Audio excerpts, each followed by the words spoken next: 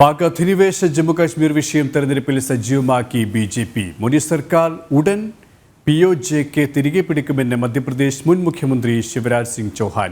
നെഹ്റുവിന്റെ ബുദ്ധിശൂന്യമായ നിലപാടുകളാണ് ജമ്മുകാശ്മീരിന്റെ ഒരു ഭാഗം നഷ്ടമാകാൻ കാരണമായതെന്നും അദ്ദേഹം വ്യക്തമാക്കി. ആണവശക്തിയായതിനാൽ പാകിസ്ഥാനെ ബഹുമാനിക്കണം എന്നാണ് മണിശങ്കർ അയ്യർ ഉൾപ്പെടെയുള്ള കോൺഗ്രസ് നേതാക്കളുടെ വാദം. കോൺഗ്രസ് നേതാക്കളുടെ ഈ പാക് പ്രേമത്തെ POJക്ക് ഓർമ്മപ്പെടുത്തി ബി.ജെ.പി. മറുപടി നൽകുന്നു. തെരഞ്ഞെടുപ്പ് പ്രചരണത്തിൽ ബി.ജെ.പിയുടെ എല്ലാ നേതാക്കളും പാക് അധിനിവേശ ജമ്മു കശ്മീർ ഉയർത്തുകയാണ്.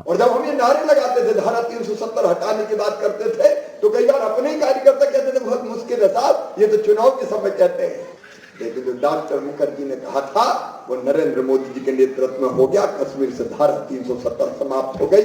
एक काम बाकी है। पंडित जवाहरलाल नेहरू जी, आपने ऐतिहासिक भूल की थी। हमारी सेना लड़ रही थी पाकिस्तानियों के खिलाफ, लेकिन आपने युद्ध विराम कर दिया। 3 दिन और युद्ध विराम नहीं होता तो पूरा का पूरा कश्मीर हमारा होता।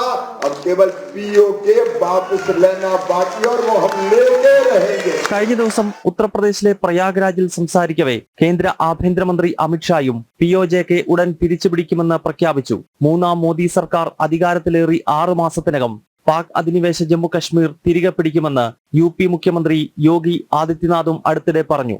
ഈ തെരഞ്ഞെടുപ്പിൽ ഓരോ ഘട്ടത്തിലും POJക്ക് സജീവമായി ബി.ജെ.പി. ഉയർത്തുന്നു എന്നത് ശ്രദ്ധേയമാണ്. ജനം, ഡൽഹി.